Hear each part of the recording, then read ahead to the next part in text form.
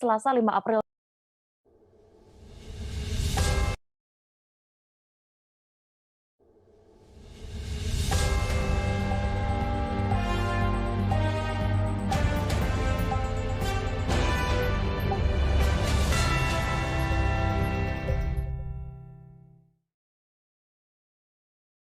Halo Tribuners, bersama saya Dea Mita, Anda sedang menyaksikan live update Tribun News edisi Selasa 5 April 2022. Siang ini akan kami sajikan informasi terkini dari berbagai daerah yang akan dilaporkan secara langsung oleh reporter kami di lapangan. Kurang lebih 1,5 jam ke depan, inilah live update selengkapnya. Kita menuju kabar pertama Tribuners. Meski mayoritas penduduknya beragama Islam, namun warga desa Waiburak, Kecamatan Adonara Timur, Kabupaten Flores Timur, Nusa Tenggara Timur, mohon maaf Tribuners, kita menuju ke Jawa Barat. Warga Sukajaya, Kabupaten Bogor, Jawa Barat digegerkan dengan penemuan mayat dalam gubuk pada Selasa 5 April kemarin. Mayat tersebut ditemukan tepatnya di Kampung Cidoger, Desa Sukajaya, Kecamatan Sukajaya, Kabupaten Bogor. Bagaimana kronologi lengkapnya dan juga keadaan di sana saat itu akan dilaporkan reporter kami dari Tribun Bogor, ada Rahmat Hidayat yang saat ini sudah terhubung bersama kami. Silakan dengan laporan Anda.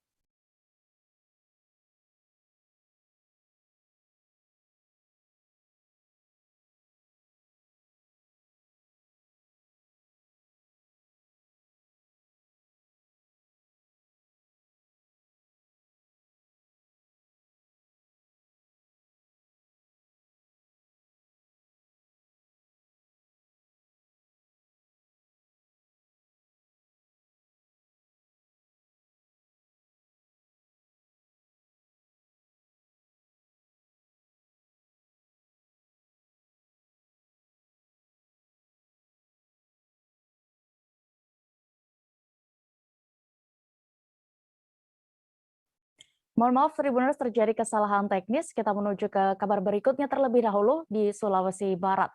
Kebakaran hebat terjadi di Dusun Poniang, Desa Talubanua, Kecamatan Sendana, Kabupaten Majene pada Selasa 5 April malam kemarin. Sembari menunggu damkar, warga kemudian inisiatif memadamkan api dengan alat seadanya. Bagaimana kronologi kejadian dan apa penyebab kebakaran ini akan dilaporkan reporter kami dari Tribun Sulbar, ada rekan Basdin di sana. Silakan dengan laporan Anda.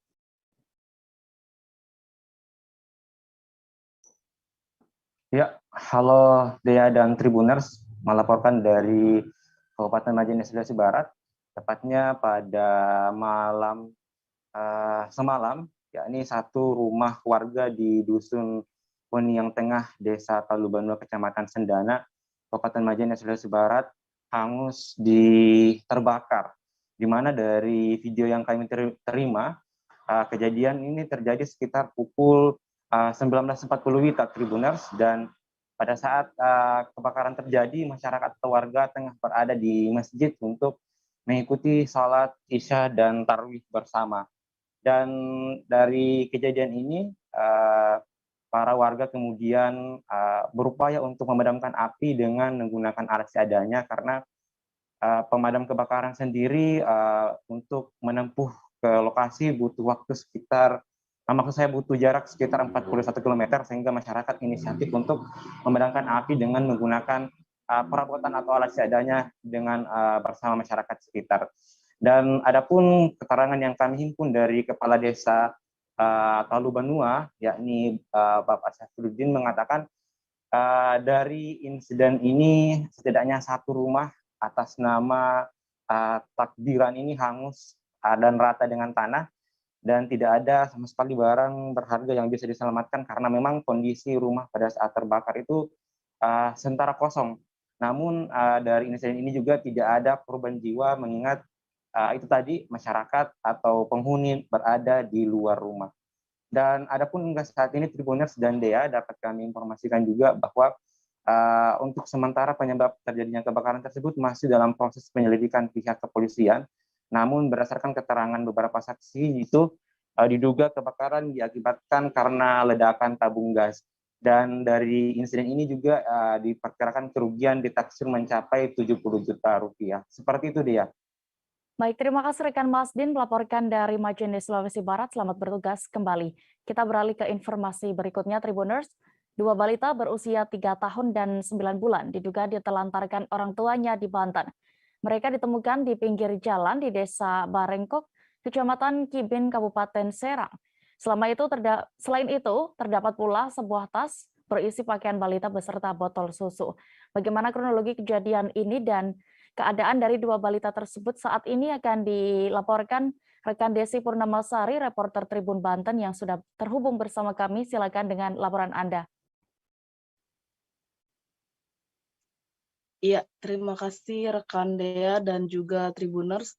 Sebelumnya memang kejadian pilu menimpa dua orang balita, yakni berusia 3 dan 9 tahun yang berjenis kelamin laki-laki, ditinggalkan oleh ibunya sendiri di pinggir jalan pada Senin 4 April 2022. Peristiwa tersebut diketahui terjadi pada pukul 16.00 waktu Indonesia Barat, yang berlokasi di Desa Barengkok, Kecamatan Kibin, Kabupaten Serang, tepatnya yakni di kawasan industri atau di depan pos security PT CBS. Hal itu pun dibenarkan oleh pihak Kapolsek Cikande, Kompol Salaludin saat dihubungi oleh pihak tribunbanten.com. Ia pun mengatakan bahwa kedua balita tersebut pertama kali ditemukan oleh warga sekitar yang sedang berada di lokasi kejadian. Lantaran warga sekitar tidak tega melihat kedua balita tersebut yang nampak ditinggalkan di pinggir jalan, sehingga warga pun mengamankan kedua balita tersebut dan melaporkan kejadiannya kepada pihak kepolisian Cikande. Dan memang pada saat ditemukan posisi balita tersebut hanya ditinggalkan dengan sebuah tas berisikan pakaian balita serta botol susu di dalam tas tersebut. Kapolsek juga menjelaskan bahwa warga sekitar melihat seorang perempuan yang usai beranjak dari lokasi tempat ditinggalkan kedua anak tersebut. Namun memang pada saat itu posisi perempuan tersebut bergegas pergi menggunakan ojek online yang memang sempat dilihat oleh warga sekitar. Dan Kapolsek juga mengatakan bahwa diduga perempuan yang pergi dengan menggunakan ojek online itu dan meninggalkan kedua balita tersebut adalah orang tua dari kedua balita tersebut. Dan saat ini untuk keadaan dua balita tersebut masih dalam perawatan warga sekitar, untuk sementara waktu dirawat oleh warga setempat. Dan pihak kepolisian pun hingga kini masih melakukan penyelidikan terhadap maksud dan modus penelantaran kedua balita tersebut yang diduga oleh orang tua kandungnya sendiri. Begitu, Dea. Baik, terima kasih rekan Desi untuk laporan Anda. Selamat bertugas kembali. Hujan deras mengguyur sebagian besar wilayah Kabupaten Luwu Utara. Akibatnya air dua sungai meluap di Desa Buangin, Kecamatan Sabang Selatan dan Masamba. Luapan air sungai bahkan sampai masuk ke dalam area masjid. Imbasnya warga batal melaksanakan salat tarawih. Bagaimana kondisinya situasi saat itu akan dilaporkan reporter kami dari Tribun Timur. Ada rekan Calik Mawardi yang sudah terhubung bersama kami di sana. Silakan dengan informasi Anda. Iya, ya. Jadi pada minggu malam kemarin terjadi banjir di beberapa daerah yang ada di Kabupaten Luwu Utara, Provinsi Sulawesi Selatan. Banjir disebabkan tingginya curah hujan dan berlangsung cukup lama. Salah satu titik yang terendam banjir yang cukup parah yakni terjadi di Kota Masamba dan di Dusun Pondan, Desa Buangin. Di Kota Masamba sendiri banjir merendam badan jalan, terutama jalan utama yang ada di ibu kota kabupaten tersebut. Sementara itu, banjir di Dusun Pondan, Desa Buangin menyebabkan puluhan rumah terendam banjir, termasuk salah satu rumah ibadah di dusun tersebut. Banjir yang merendam rumah ibadah menyebabkan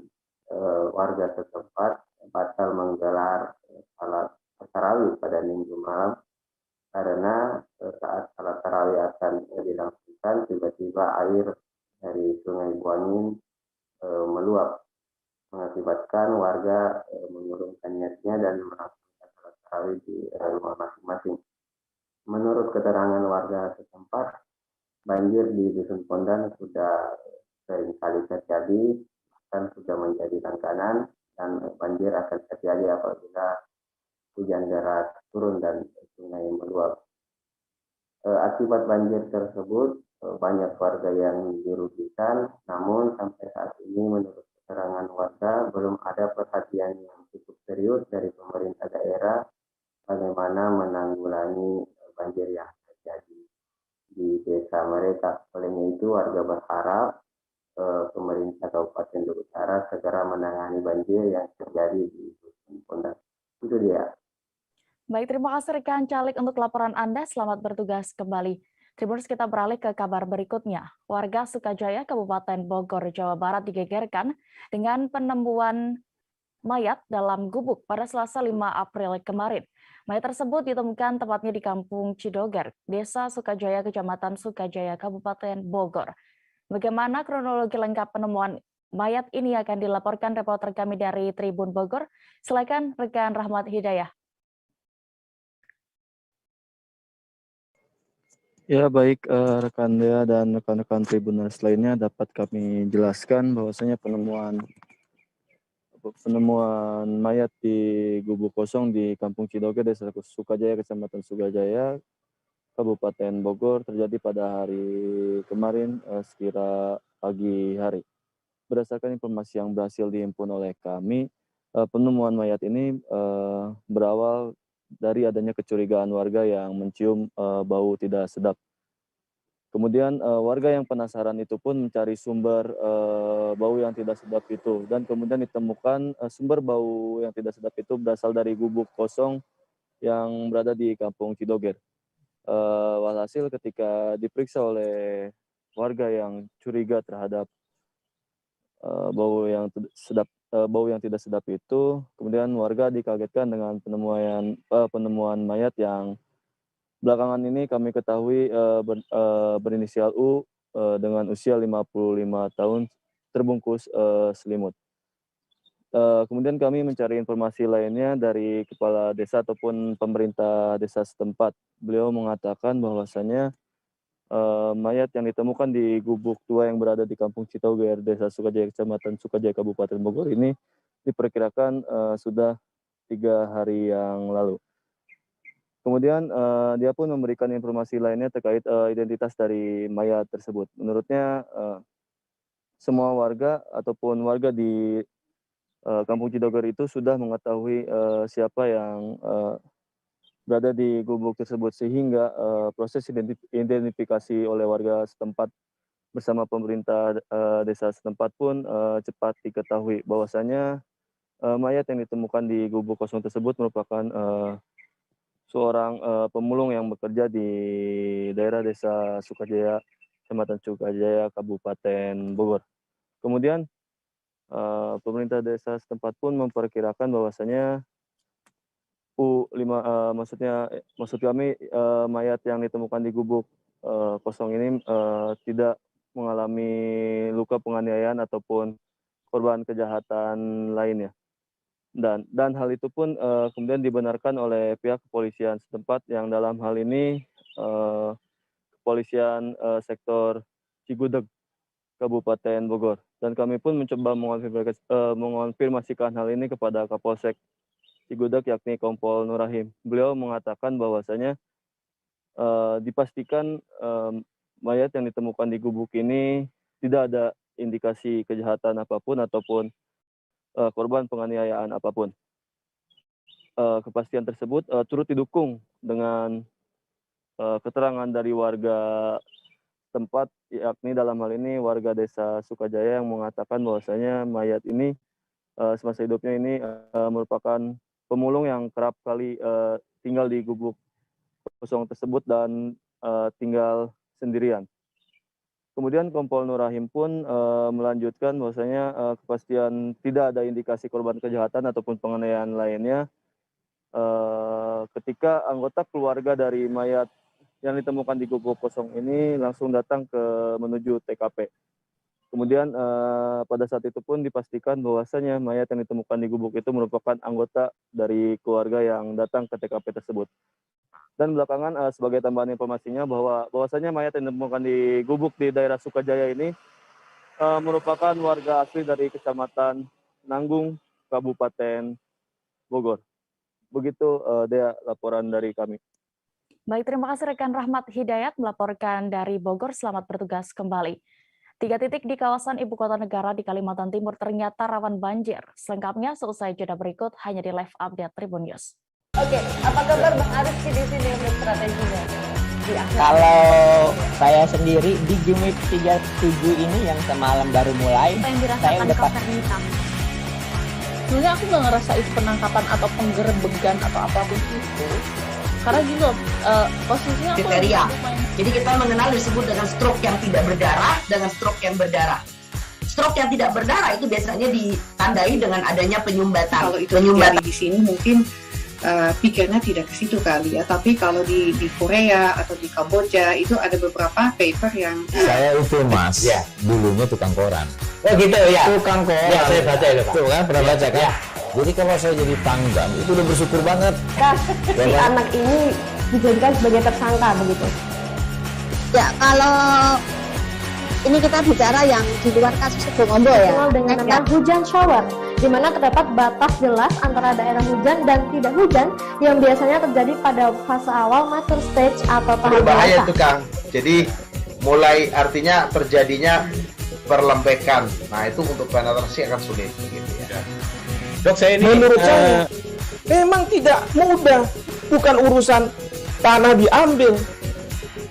Kalau misalnya Amerika Serikat sekarang, Rasulullah mengatakan di dalam sebuah hadis bahwa berpuasa di 6 hari Syawal itu. Oke, apa kabar Bang Arif di sini untuk strateginya? Kalau saya sendiri di Gimik 37 ini yang semalam baru mulai, saya udah pasti. Sebenarnya aku nggak ngerasa itu penangkapan atau penggerebegan atau apapun itu. Karena gitu, posisinya aku kriteria. Jadi kita mengenal disebut dengan stroke yang tidak berdarah dengan stroke yang berdarah. Stroke yang tidak berdarah itu biasanya ditandai dengan adanya penyumbatan. Kalau itu terjadi di sini mungkin pikirnya tidak ke situ kali ya. Tapi kalau di Korea atau di Kamboja itu ada beberapa paper yang saya itu Mas, ya, dulunya tukang koran. Oh gitu ya. Tukang koran. Ya, saya baca itu Pak. Tuh kan pernah baca kan? Ya. Jadi kalau saya jadi pangdam itu udah bersyukur banget. Si anak ini dijadikan sebagai tersangka begitu. Ya, kalau ini kita bicara yang di luar kasus Bongombo ya. Dengan nama hujan shower, di mana terdapat batas jelas antara daerah hujan dan tidak hujan yang biasanya terjadi pada fase awal mature stage. Dengan Dok, saya ini hadis Ramadan 2020. Informasi berikut. itu. Oke, apa kabar Bang Arif di sini untuk strateginya? Kalau saya sendiri di Kembali di live update kita menuju informasi berikutnya Tribuners dari Nusa Tenggara Timur. Meski mayoritas penduduknya beragama Islam, namun warga desa Waibura, Kecamatan Adonara Timur, Kabupaten Flores Timur, selalu menjunjung tinggi toleransi antar umat beragama lain di wilayah itu. Di momen bulan Ramadan 2022 ini, kelompok pemuda-pemudi desa Waiburak melakukan aksi pembagian takjil bagi warga yang melintas sepanjang Jalan Trans Waiwerang pada Senin 4 April lalu. Bagaimana kegiatan tersebut berlangsung akan dilaporkan rekan kami dari reporter dari Tribun Flores, ada rekan Amar Olake dari sana. Silakan dengan informasi Anda.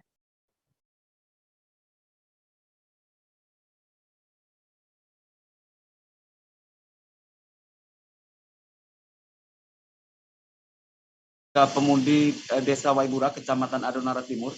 Aksi pembagian takjil ini merupakan rangkaian dari mengenang 1 tahun bencana badai Seroja pada 4 April 2021 lalu. Demikian, Dea. Baik, mungkin ada informasi lain yang akan disampaikan rekan Amar terkait kegiatan ini? Baik deh, aksi pembagian takjil ini menjadi perhatian warga sekitar karena saat segerombolan suster biarawati Katolik saat melintas di lokasi itu, mereka dihadang oleh pemuda-pemuda Muslim yang sedang melakukan pembagian takjil. Hal ini menjadi perdebatan dan menjadi oleh warga di Flores Timur. Demikian dia. Baik, terima kasih rekan Amar Olakeda untuk informasi Anda. Selamat bertugas kembali.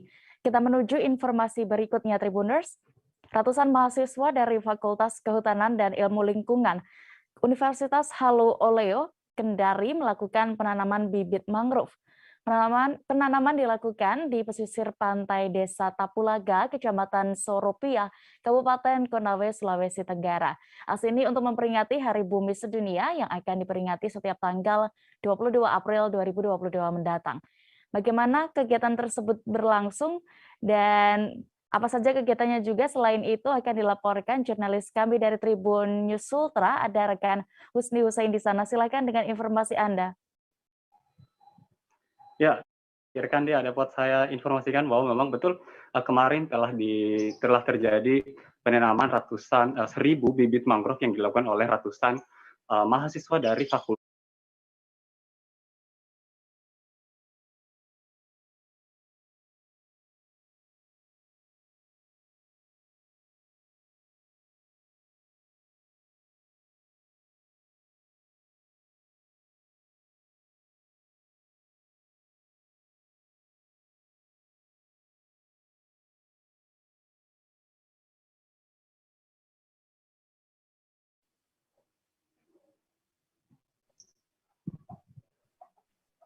Silakan rekan Husni Hussein dengan laporan Anda. Ya, baik rekan dia dapat saya laporkan bahwa memang betul kemarin telah terjadi aksi penanaman 1.000 bibit mangrove yang dilakukan oleh Fakultas Kehutanan dan Ilmu Lingkungan Universitas Halu Oleo Kendari yang bertempat di pesisir pantai Desa Tapulaga, Kecamatan Soropia, Kabupaten Konawe, Provinsi Sulawesi Tenggara. Nah, dalam aksinya, berdasarkan pantauan kami di lapangan, walaupun aksi ini terjadi sekira pukul 11, yang mana memang pada aksi berlangsung terik matahari di atas kepala seperti itu, rekan Dea. Namun hal ini tidak menyurutkan ratusan mahasiswa ini untuk melakukan aksi penanaman 1.000 bibit mangrove yang memang telah dicanangkan oleh panitia kegiatan. Nah, untuk diketahui, dapat saya informasikan juga Dea, kegiatan ini merupakan inisiasi kolaborasi dari PT Antam dan juga Forum Pemuda Peduli Lindung Lingkungan dan juga Fakultas Kehutanan dan Ilmu Lingkungan Universitas Halu Oleo Kendari, yang mana memang kegiatan ini merupakan kegiatan untuk mengusung dari Hari Bumi Sedunia yang akan jatuh pada tanggal 22 April 2022 mendatang. Namun kegiatan ini dilakukan pada hari kemarin untuk kemudian dirilis pada kabarnya menurut informasi yang kami terima akan dirilis pada tanggal 22 2022 mendatang yang memang jatuh pada Hari Bumi Sedunia secara nasional. Seperti itu, rekan Dea. Baik. Terima kasih rekan Husni Hussein, dan berikut Tribuners kami tampilkan hasil wawancara jurnalis kami bersama sejumlah pihak terkait aksi penanaman mangrove ini selengkapnya. Karena betul-betul dibiayai dari penanaman pohon ini Pak, selain melibatkan mahasiswa, melibatkan selain mahasiswa, lembaga kemahasiswaan dari semua fakultas kita undang, kemudian dari masyarakat, sehingga disiapkan juga dengan bingkisan seadanya untuk takjil. Kebetulan di bulan Ramadan kita laksanakan. Prof, apa sih manfaat dari mangrove sendiri untuk daerah pesisir? Oh, mangrove kita tahu kalau dari stabilitas iklim, mangrove itu adalah penyerap karbon paling tinggi di antara pohon-pohon yang lain. Sehingga pemilihan pesisir untuk bagaimana menjaga pemanasan global, stabilitas iklim itu penanaman mangrove. Di samping itu wilayah pesisir kita sudah semakin rusak, sehingga kita harapkan penanaman mangrove ini bisa mengembalikan ekosistem pesisir itu normal. Dimulai dari pagi jam 8 dan alhamdulillah sampai jam 11 yang kita rencanakan, bahkan sebelum jam 11 ini kegiatan kami sudah berakhir. Ini adalah kegiatan dalam rangka memperingati Hari Bumi Sedunia, di mana tema kita adalah gerakan 1000 pohon, ya, 1 juta manfaat untuk pesisir Sulawesi Tenggara. Jadi kegiatan ini begitu urgent. Kenapa? Karena kita mencoba melakukan pelestarian ataupun melindungi, menjaga kawasan atau area ekosistem perairan, ya, yakni di sekitar pantai ataupun pesisir pantai. Nah, dengan kita menanam mangrove, ya, insya Allah itu dapat menjadi sebagai pelindung daripada kawasan pesisir. Gerakan 1000 bibit 1 juta manfaat, gerakan 1 bibit, teman-teman menanam 1 bibit itu untuk keberlanjutan kelestarian hutan mangrove yang ada di Desa Tapulaga ini. Dan saya berterima kasih banyak kepada teman-teman dari FPPL, Forum Pemuda Peduli Lingkungan, yang secara langsung turun ke kami, mempercayakan kami di Fakultas Kehutanan dan Ilmu Lingkungan Universitas Sololeo untuk menyelenggarakan kegiatan ini. Berarti ini sudah sesuai dengan program pemerintah yang dari petunjuk Pak Jokowi itu bahwa untuk penanaman mangrove ini kami dari yang khususnya di basic kami di bidang lingkungan pasti mendukung full apa jadi program kerja yang dilaksanakan oleh Presiden kita Bapak Jokowi. Pasti kami selalu mendukung, dan kami selaku mahasiswa kehutanan dan lingkungan akan selalu di depan, menjadi garda depan untuk kelestarian hutan dan pesisir. Setiap tahun itu kan diperingati. Jadi bumi itu diingatkan kembali tentang kapasitasnya, tentang kemampuannya untuk mendukung kehidupan berkelanjutan. Nah, salah satu kegiatan-kegiatan yang dilakukan ini adalah macam-macam, ya. Ini EFIL dengan berbagai pihak menyelenggarakan penanaman mangrove. Tapi kalau dalam bentuk support di universitas ke kegiatan-kegiatan serupa gimana? Ini murni anunya Fakultas Kehutanan. Ya tentu bahagian dari kinerja, ya. Jadi kan itu bahagian dari kinerja masing-masing fakultas. Jadi kan kontrak kinerja itu kan dari menteri ke rektor-rektor ke fakultas. Jadi ini bahagian dari kinerja fakultas, ya. Mega proyek pemindahan ibu kota negara ke Penajam Pasir Utara, Kalimantan Timur terus menjadi perhatian publik. Salah satu yang disorot kali ini adalah lokasi kawasan inti IKN di PPU yang ternyata termasuk daerah rawan banjir. Bahkan ada 3 titik di lokasi yang masuk kawasan inti IKN yang rawan banjir. Bagaimana laporan lengkapnya akan disampaikan jurnalis kami dari Tribun Kaltim. Saat ini kami sudah terhubung dengan rekan Nita Rahayu. Silakan dengan informasi Anda, rekan Nita. Baik, terima kasih rekan Dea di studio. Dapat kami laporkan dari Kabupaten Penajam Pasir Utara bahwa di 3 titik lokasi yang masuk dalam kawasan inti Ibu Kota Negara atau KIKN itu rawan terjadi banjir. Hal tersebut disampaikan oleh Kepala Badan Penanggulangan Bencana Daerah atau BPBD Kabupaten Penajam Pasir Utara, bahwa daerah tersebut salah satunya adalah Desa Sukaraja yang berlokasi tepat di kawasan inti Ibu Kota Negara. Marjani menyampaikan bahwa penyebab utama ketiga titik di Kecamatan Sepaku itu rawan banjir adalah karena daerah aliran sungai atau DAS yang tidak pernah dilakukan normalisasi dalam kurun waktu yang cukup lama.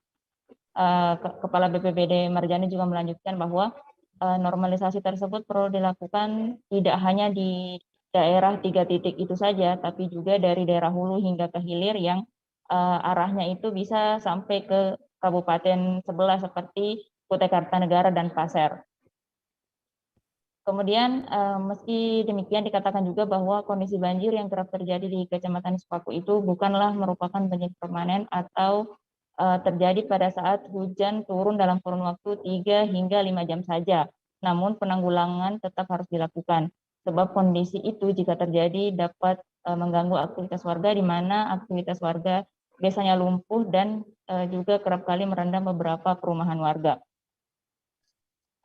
Upaya telah dilakukan dengan menyampaikan hal tersebut kepada pemerintah pusat dan dikatakan bahwa tahun ini telah masuk dalam perencanaan dari Bappenas untuk penanggulangan dari banjir di ketiga titik tersebut. Demikian, Saudara Dea.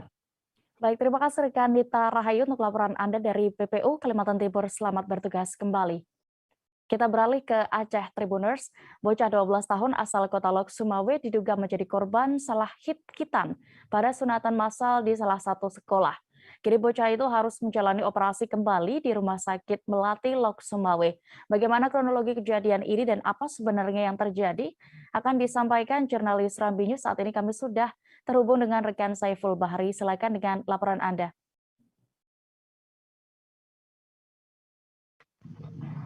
Terima kasih, Dea.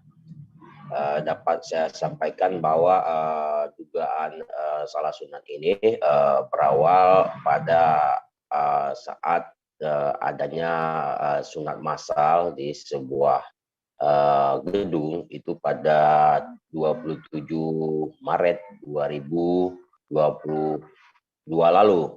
Di saat itu bocah tersebut merupakan salah satu yang mengikuti kegiatan sunat massal tersebut. Di saat hari sunat massal, semuanya berjalan lancar, bahkan bocah tersebut pun langsung pulang ke rumah seperti bocah-bocah lainnya yang memang mengikuti sunat massal saat itu.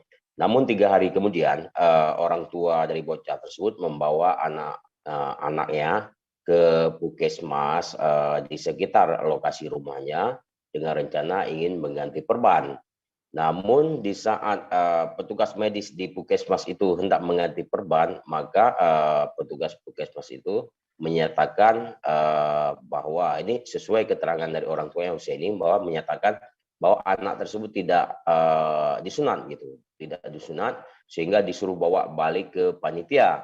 Di saat orang tua menyatakan anaknya, saat pihak puskesmas menyatakan anaknya tidak disunat, orang tuanya pun memperlihatkan sebuah foto ke kita menunjukkan bahwa anak tersebut memang terkesan bagian depannya sudah tertutup dengan kulit yang nampaknya penyebabnya karena bengkak, cuma yang terlihat cuma jahitan-jahitan di bagian depan. Dan menurut keterangan orang tuanya pun usia ini, bahwa saat buang air kecil pun tidak beraturan.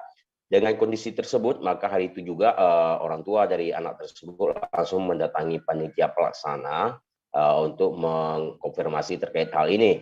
Sehingga pihak panitia langsung membawa ke sebuah praktik dokter dan anak tersebut diperiksa kembali, dan dokter tersebut pun menyatakan bahwa anak tersebut tidak apa-apa.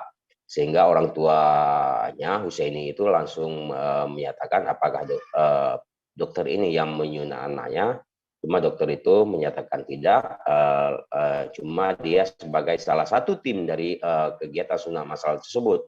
Sehingga Husaini pun saat itu orang tua dari bocah itu menyatakan tidak setuju untuk ditangani oleh pihak tersebut, dan meminta dia konsultasi ke dokter spesialis bedah.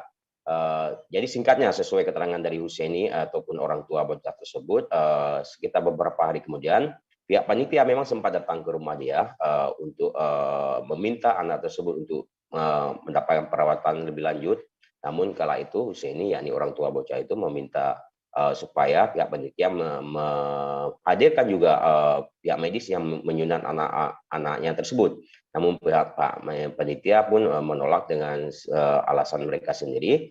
Namun Husaini sendiri saat itu sempat menyatakan boleh pihak yang menyunat anaknya tidak hadir, tapi pihak panitia bisa membuat sebuah surat yang diteken di atas meterai dengan isinya 3 poin, yakni bahwa mengakui adanya salah teknik dan bertanggung jawab.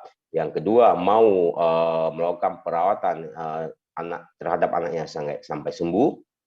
Dan yang ketiga, bila ke depan ada persoalan, pihak panitia mau bertanggung jawab. Namun saat itu pihak panitia pun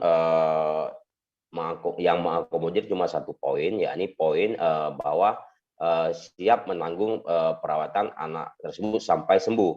Sehingga saat itu tidak ditemukan kesimpulan Makanya Husaini pun menolak untuk membuat surat pernyataan tersebut. Singkatnya, pada Senin atau 2 hari lalu, Husaini pun berinisiatif sendiri, menurut keterangan dari Husaini, berinisiatif sendiri dengan menggunakan kartu BPJS dan koneksi punya teman di sebuah rumah sakit. Dia pun membawa anaknya kembali untuk menjalani operasi. Dan saat itu juga Husaini sempat memperlihatkan kepada kita itu kulit bekas operasi lanjutan yang di rumah sakit Melati Loksmawe. Saat itu hasil wawancara kita kepada Husaini pun menyatakan bahwa dengan adanya operasi ulang dan juga adanya sisa kulit anak dia yang dikupas di saat operasi ulang, maka indikasi kuat adanya dugaan kesalahan di awal menurut Husaini sangat kuat. Namun menurut Husaini saat itu menyatakan dia nggak butuh apa-apa, cuma yang dia butuh adalah pengakuan dari panitia dan juga permohonan maaf terhadap dirinya. Dan satu lagi Dea mungkin dapat saya sampaikan juga hasil koordinasi lanjutan kita dengan pihak orang tua bahwa kondisi bayi saat ini sudah setelah menjalani operasi kembali sudah sangat baik, bahkan kemarin sore sudah bisa duduk, posisinya sudah bisa duduk walaupun pihak medis belum menganjurkan dia untuk pulang ke rumahnya. Demikian Dea. Baik, Tribuners, terkait ini juga rekan Saiful Bahri sudah melakukan wawancara bersama orang tua. Berikut keterangan lengkapnya. Oke, saya bilang kalau itu nggak bisa, tulis surat hitam di atas putih pakai materai bahwa timbulkan 3 poin, cantumkan 3 poin, yaitu pertama mengakui itu kesalahan teknik, dan mau bertanggung jawab. Yang kedua berarti mau bertanggung jawab dari perawatan sekarang sampai sembuh. Ketiga, kalau ada efek ke depannya juga masih mau bertanggung jawab. Itu permintaan saya 3 poin. Yang mau mereka cantumkan di surat itu cuma 1 poin, pengobatan sampai sembuh. Jadi kalau mereka merasa tidak ada bersalah, apa yang harus diobatkan? Kalau mereka tidak ada merasa itu ada kejanggalan atau salah medis atau gagal, tak perlulah hari ini kita operasi balik. Memang nggak salah, ya kan? Nah, itulah kira-kira. Kalau memang tim panitia tidak bersalah ataupun tidak mengakui ini ada salah teknik, kenapa hari ini hari Senin kita anak kita harus dioperasikan balik anunya dan dikupas dan ada barang bukti termasuk ujung-ujungnya kulit-kulitnya yang tersisa. Iya. Kalau kita secara pikir, secara logika, orang awam aja tahu kalau enggak ada salah, tidak perlu dilakukan yang seperti ini lagi. Berarti tinggal proses penyembuhan. Sedangkan sekarang proses kitahan kedua. Tim Gabungan Badan Narkotika Provinsi Nasional Bangka Belitung menangkap 2 orang pengedar narkoba di Pangkal Pinang. 4 kg sabu dan ratusan butir pil ekstasi diamankan dari kedua pelaku. Sempat ada perlawanan sengit dari pelaku hingga terjadi kejar-kejaran antara petugas dan pelaku. Bagaimana informasi lengkapnya terkait kasus ini akan dilaporkan jurnalis Bangka Pos. Saat ini kami sudah terhubung dengan rekan Antoni Ramli. Silakan dengan laporan Anda.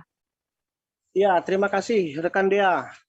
Bisa kami laporkan bahwa Selasa kemarin tanggal 5 April 2022, tim gabungan BNP Provinsi Bangka Belitung, Bea Cukai, Polres Pangkal Pinang berhasil mengungkap 4 kg sabu-sabu dan ratusan butir pil ekstasi, di mana barang bukti 4 kg sabu-sabu itu disita dari tangan 2 terduga bandar narkotika, yakni berinisial AS dan TS. Pengungkapan kasus tersebut berawal dari adanya informasi yang diterima tim BNP Provinsi, bahkan adanya transaksi di wilayah Pangkal Balam, Kecamatan Pangkal Balam, Kota Pangkal Pinang, di mana pengungkapan kasus tersebut awalnya tim gabungan BNNP meringkus tersangka AS dengan barang bukti 1 kg sabu-sabu Kemudian setelah dilakukan pengembangan, tim mendapat informasi akan ada kembali akan adanya transaksi narkotika dari jaringan AS ini di sekitar wilayah Semabung, Kota Pangkal Pinang. Setelah mendapat informasi itu, tim bergerak cepat dan kembali berhasil meringkus salah satu tersangka berinisial TS. Dari hasil penggeledahan TS, polisi menemukan barang bukti 100. Semula polisi menemukan tim gabungan menemukan barang bukti 100 gram sabu-sabu. Namun tak berhenti sampai di situ. Tim gabungan kembali melakukan pengembangan ke kediaman TS dan kembali menemukan barang bukti 2,9 kg sabu-sabu. Jadi total dari barang bukti yang berhasil diamankan tim BMP Provinsi Bangka Belitung dari kedua tersangka yakni 4 kg sabu-sabu dan 692 butir pil ekstasi. Begitu rekan Dea. Baik, Tribuners, terkait kasus ini rekan Antoni juga sudah mendapatkan keterangan dari Brigjen Pol MZ Mutakin selaku Kepala BNNP Bangka Belitung. Selengkapnya kami tampilkan. Salam sehat tanpa narkoba. BNN Provinsi Bangka Belitung bersama Bea Cukai Pangkal Pinang dan Polsek Pangkal Balam, Polres Pangkal Pinang berhasil pada hari ini mengungkap penyelundupan narkoba sejumlah perkiraan 4 kg dan kurang lebih 800 ekstasi. Mari kita sama-sama tegakkan hukum di bumi Serumpun Sebagai Bangka Belitung dengan mengucapkan sama-sama 1, 2, 3. Presiden Joko Widodo dikabarkan akan melakukan kunjungan kerja pada tanggal 7 April 2022 besok ke Jambi. Jokowi diagendakan akan mengunjungi 2 tempat di sana. Satu di antaranya adalah Pasar Modern Angso Duo Jambi. Apa yang akan dilakukan nantinya dan juga bagaimana persiapan di sana akan dilaporkan jurnalis Tribun Jambi. Saat ini kami sudah terhubung dengan rekan Bonang Widioko. Silakan dengan informasi Anda. Baik Dea, patut kami laporkan Presiden Joko Widodo akan melaksanakan kunjungan kerja ke Provinsi Jambi pada Kamis 7 April 2022 besok. Informasi yang diperoleh dari Sekda Provinsi Jambi, Sudirman, orang nomor 1 di Indonesia ini akan mengunjungi Kota Jambi dan Muaro Jambi. Di Kota Jambi sendiri, salah satu tujuan Bapak Presiden adalah Pasar Angso Duo yang ada di Kota Jambi. Di pasar ini, Presiden Joko Widodo akan meninjau kondisi bahan pangan dan minyak goreng jelang Lebaran. Kemudian juga dari pantauan di lokasi, berbagai persiapan pun telah dilaksanakan, mulai dari apel persiapan kedatangan Bapak Presiden sampai persiapan jalan yang berlubang mulai diaspal ulang. Ketika kami tanyakan beberapa pedagang di lokasi mengenai kedatangan Presiden Republik Indonesia ini, banyak dari pedagang yang tak mengetahuinya. Nantinya Bapak Presiden Joko Widodo juga akan memberikan bantuan BLT di pasar tersebut. Kemudian selain memantau Pasar Angso Duo, Bapak Presiden juga akan mengunjungi Pasar Talang Banjar, Kota Jambi. Diinformasikan pula, selain memantau pasar, Bapak Presiden juga akan mengunjungi Candi Muaro Jambi yang ada di Kabupaten Muaro Jambi. Dari informasi Sekda Provinsi Jambi itu pula, Bapak Presiden Joko Widodo akan berkunjung di Jambi dari pagi hingga sore harinya. Berangkat dari Halim Perdana Kusuma, Bandara Halim Perdana Kusuma, pada pukul 8 pagi dan kembali ke Jakarta bertolak dari Bandara Sultan Taha Jambi, dari Jambi pukul 4 sore. Demikian, Dea. Baik, terima kasih rekan Monang Widioko untuk laporan Anda dari Provinsi Jambi. Selamat bertugas kembali. Kami jeda sejenak lagi Tribuners, tetaplah di live update Tribun News. Oke, apa kabar Bang Arif di sini untuk strateginya? Kalau saya sendiri di Game Week 37 ini yang semalam baru mulai, saya udah sebenarnya aku nggak ngerasa itu penangkapan atau penggerbegan atau apapun itu, karena gitu posisinya aku kriteria. Jadi kita mengenal disebut dengan stroke yang tidak berdarah dengan stroke yang berdarah. Stroke yang tidak berdarah itu biasanya ditandai dengan adanya penyumbatan. Kalau itu terjadi di sini mungkin pikirnya tidak ke situ kali ya, tapi kalau di Korea atau di Kamboja itu ada beberapa paper yang saya itu mas ya dulunya tukang koran. Oh gitu ya, tukang koran ya, saya baca itu Pak. Tuh kan pernah baca kan ya. Jadi kalau saya jadi pangdam itu udah bersyukur banget si anak ini dijadikan sebagai tersangka begitu? Ya, kalau ini kita bicara yang di luar kasus Bongombo ya. Dikenal dengan nama hujan shower, di mana terdapat batas jelas antara daerah hujan dan tidak hujan yang biasanya terjadi pada fase awal mature stage atau tahap berbahaya dewasa. itu Kang. Jadi mulai artinya terjadinya perlembekan. Nah itu untuk penetrasi akan sulit begitu ya. Dok, saya ini menurut saya memang tidak mudah, bukan urusan tanah diambil.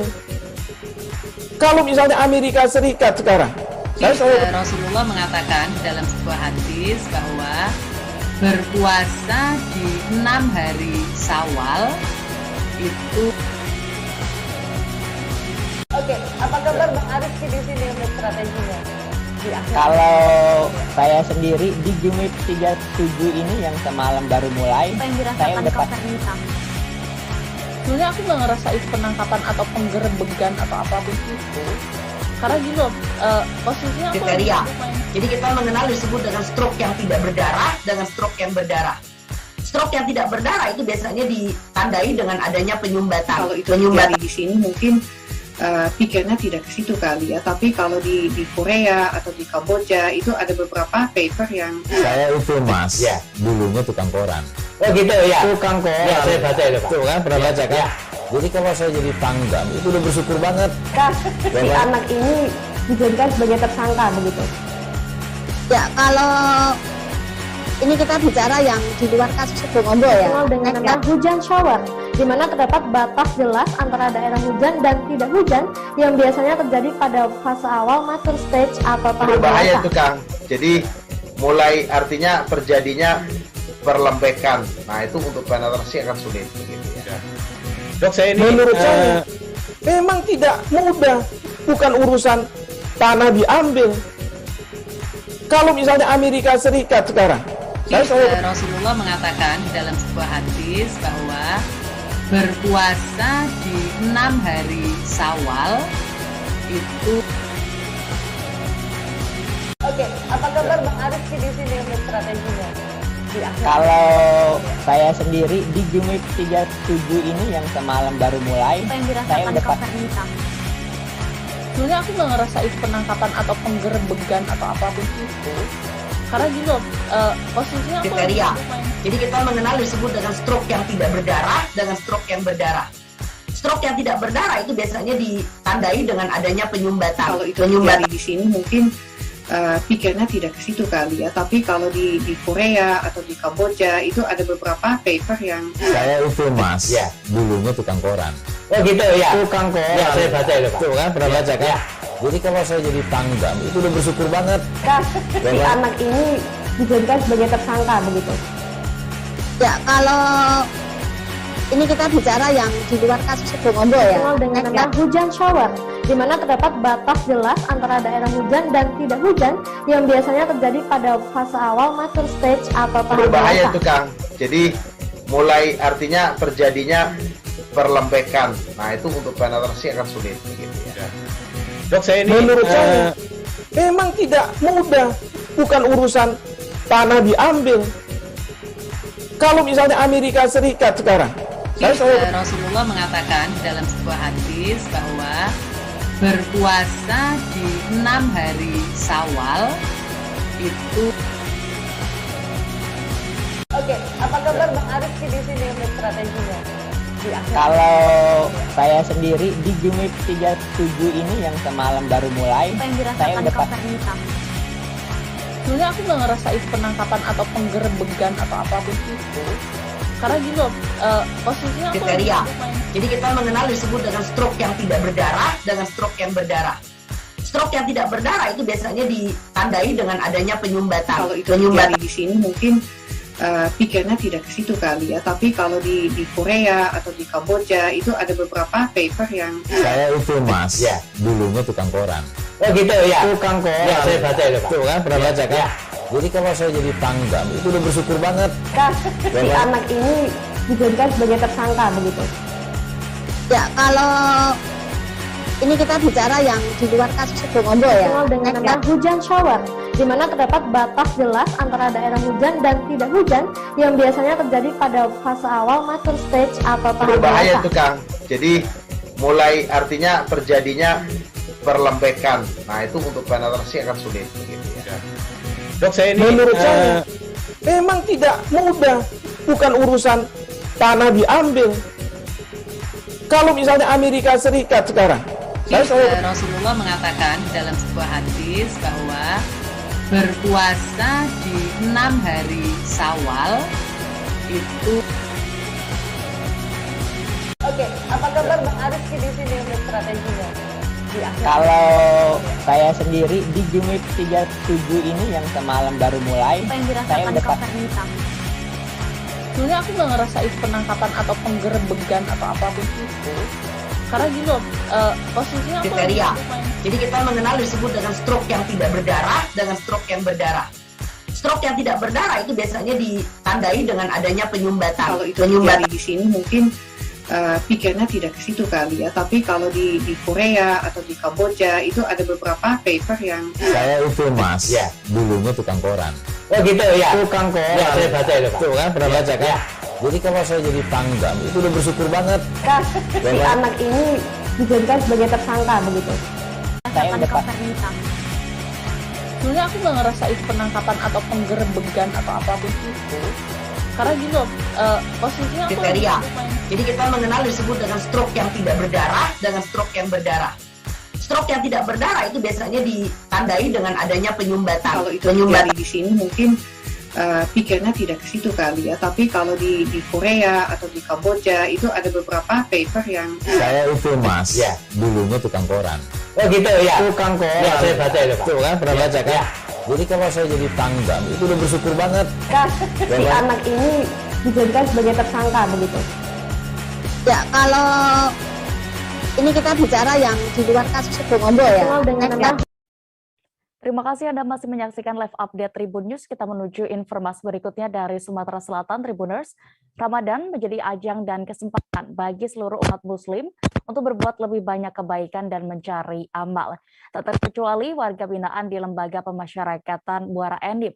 Mereka setiap hari melakukan tadarus Al-Quran di masjid yang ada di lapas tersebut. Bagaimana kegiatan di sana? Selengkapnya akan dilaporkan rekan Ardadi Zuhri, wartawan dari Sriwijaya Post yang saat ini sudah bergabung bersama kami. Silakan dengan informasi Anda. Oke ya. Halo. Laporan Halo, Anda. Ya masuk. Baik rekan Dea. Saya sampaikan bahwa di bulan suci Ramadan ini Lapas Muara Enim mengadakan banyak kegiatan untuk keagamaan. Salah satunya adalah untuk meningkatkan keimanan ketakwaan. Mereka mengadakan tadarusan dan pesantren kilat pada pagi harinya. Itu dilakukan selama bulan Ramadan.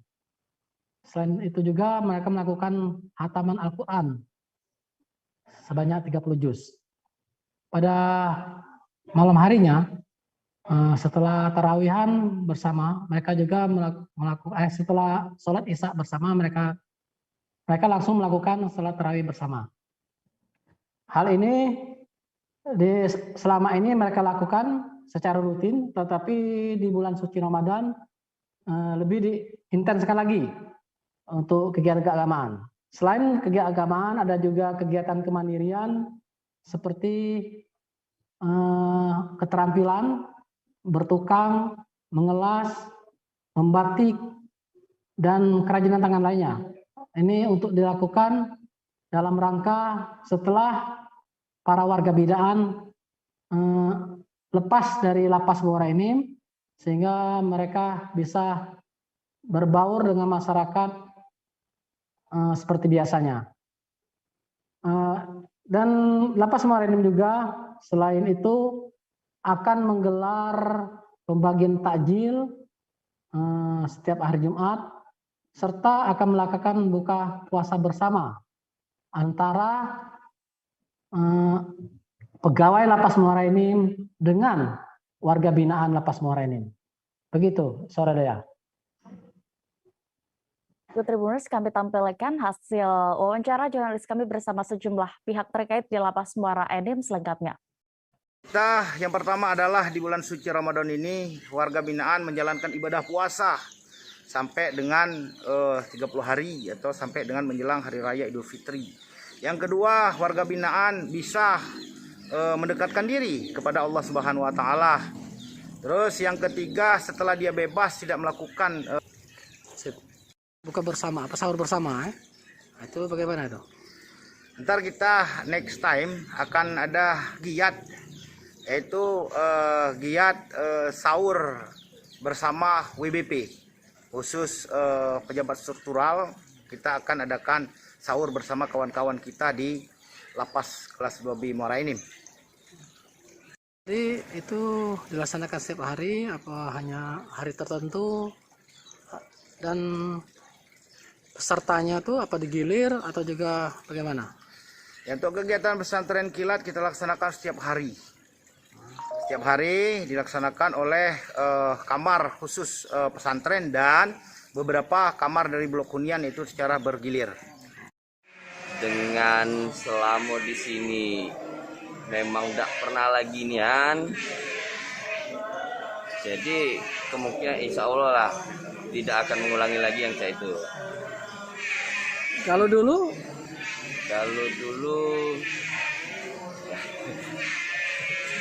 gitu. Tidak enak ngomongnya. Ya sebagai inilah pengedar.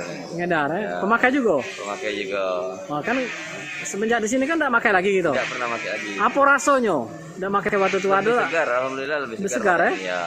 Itu biasa wong kan pertama-tamanya agak sakau aja itu. Ya. Sehari 2 hari itu kan. Ya. Nah, kita acara apa kegiatan? Jadi assalamualaikum warahmatullahi wabarakatuh. Salam. Terima kasih. Seperti yang Bapak lihat, ini kegiatan rutin kami biasa. Jadi di masjid ini kita adakan kegiatan pesantren ya. Ini pesantren Madrasah Takmiliyah yang kita punyai sekarang. Nah, di bulan Ramadan ini kami tingkatkan lagi kegiatan-kegiatannya. Salah satu materinya adalah kegiatan daripada tadarus Al-Quran, dan nanti juga kita laksanakan kegiatan lainnya seperti sholat tarawih, dan kembali kita lanjutkan dengan tadarus. Itu yang kita lakukan setiap harinya di sini. Berapa banyak pesertanya untuk yang kegiatan tadarusan ini? Kami ambilkan dari anak-anak pesantren 50-an. Dan nanti untuk kegiatan yang lainnya kita tambah dengan kegiatan dari anak-anak, seperti untuk kegiatan sholat tarawih. Kita menyesuaikan dengan daya tampung masjid, dan juga mengingat sekarang masih kondisi pandemi, jadi kita tidak bisa untuk dapat terlalu padat kegiatan tersebut. Apa harapan kita Pak dengan kegiatan ini? Harapan kita, kami berharap bahwasanya anak-anak yang sudah kita dididik di sini, nanti insya Allah ada perubahannya setelah mereka kembali kepada keluarga dan masyarakat. Khususnya mereka bisa bertanggung jawab baik secara diri dia pribadi maupun tanggung jawabnya secara keluarga. Beralih ke DKI Jakarta, Ketua Umum Partai Demokrat Agus Harimurti Yudhoyono alias AHY menggelar safari Ramadan. AHY berkunjung ke Kampung Susun Akuarium dan Masjid Jami Keramat Luar Batang pada Selasa 5 April 2022 petang. Di sana ia berdiskusi bersama warga setempat. Dan apa saja kegiatan lainnya akan dilaporkan rekan Gerald Leonardo Agustino, wartawan dari Tribun Jakarta yang saat ini sudah siap dengan informasinya. Silakan rekan Gerald. Ya, selamat siang Dea dan juga Tribuners dimanapun Anda berada. Memang pada hari Selasa 5 April 2022 kemarin, Ketua Umum Partai Demokrat Agus Harimurti Yudhoyono atau yang biasa dikenal dengan nama AHY melakukan safari Ramadan ke 3 titik, tepatnya di wilayah DKI Jakarta, yakni ke wilayah Kemayoran dan ke 2 titik yang berdekatan di wilayah Penjaringan Jakarta Utara. Adapun titik pertama yang disambangi oleh AHY dan juga rombongan ini ialah komunitas budayawan Betawi dan juga pengrajin ondel-ondel di wilayah Kemayoran Jakarta Pusat, di mana dalam kunjungannya kemarin AHY juga sempat melakukan sholat asar di lokasi Kemayoran tersebut. Dan menjelang waktu berbuka puasa atau menjelang maghrib, Dea dan juga Tribuners, AHY beserta rombongan langsung menuju ke wilayah Penjaringan, Jakarta Utara, di mana ada 2 titik yang disasar oleh AHY, yakni Kampung Susun Akuarium dan juga wilayah permukiman warga sekitar Masjid Keramat Luar Batang, di mana dalam kunjungannya ke Kampung Susun Akuarium, AHY sempat berdiskusi dengan warga setempat, terutama para nelayan, di mana dari hasil diskusi yang dilakukan AHY dalam safari Ramadan kemarin, para nelayan ini memang mengeluhkan kelangkaan bahan bakar minyak, terutama jenis solar, yang memang BBM ini adalah BBM yang dipakai para nelayan untuk melaut, dan para nelayan ini kemarin ketika ditemui AHY, mereka mengeluhkan kelangkaan solar tersebut, dan tanggapan AHY terkait dengan keluhan para nelayan ialah ia akan mengerahkan kader-kadernya di parlemen atau di DPR RI untuk terus menyuarakan dan mendesak pemerintah untuk segera menstabilkan harga BBM, terutama juga untuk menstabilkan pasokan dan mengantisipasi adanya kekhawatiran terkait adanya mafia BBM terkait dengan keluhan para nelayan kemarin. Begitu juga selain para nelayan, ibu-ibu yang merupakan warga Kampung Susun Akuarium juga mengeluhkan adanya kenaikan dari sejumlah bahan pokok yang memang memberatkan mereka, dan dari keluhan ibu-ibu di Kampung Susun Akuarium itu, AHY juga mengerahkan kadernya di DPD Partai Demokrat di Provinsi DKI Jakarta untuk nantinya merencanakan atau membuka bazar pangan murah di sekitar Kampung Susun Akuarium. Selepas berdiskusi dengan warga di Kampung Susun Akuarium, AHY dan rombongan juga beranjak ke Masjid Keramat Luar Batang, di mana dalam kunjungannya ke Masjid Keramat Luar Batang ini, AHY sempat melakukan ziarah ke makam Habib Luar Batang, sekaligus dirinya juga melakukan buka bersama dengan anak-anak yatim piatu yang ada di sekitaran Masjid Luar Batang. Memang AHY dalam kunjungannya ke Masjid Luar Batang sempat menyampaikan bahwa masjid ini adalah salah satu tempat yang sering kali dikunjunginya untuk atau dalam rangka melakukan ziarah. Dea. Baik, Tribuners, terkait ini rekan Gerald juga sudah mendapatkan keterangan dari Ketua Umum Partai Demokrat Agus Harimurti Yudhoyono. Berikut selengkapnya. Sejak tadi siang kami melakukan kegiatan Safari Ramadan.